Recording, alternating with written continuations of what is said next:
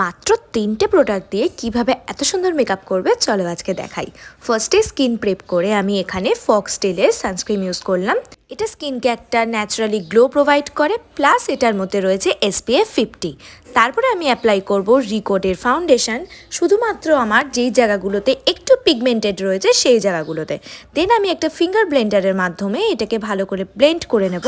যেহেতু এটা high coverage foundation, তাই জন্য আমি এখানে খুবই অল্প প্রোডাক্ট ইউজ করেছি।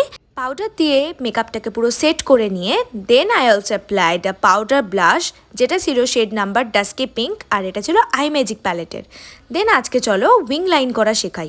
আউটার কর্নার থেকে লাইন টেনে নিয়ে সেটাকে ইনার কর্নারের দিকে নিয়ে এসে একটা থিন লাইন ক্রিয়েট করে যেই গ্যাপটা রেখেছিলাম সেই গ্যাপটা ফিল করে দিতে হবে। নাও কমপ্লিট হয়ে গেল উইং লাইন কত ইজিভাবে।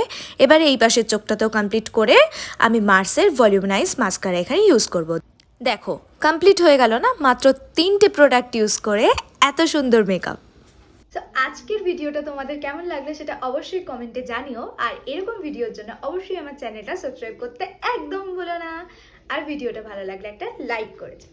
বাই।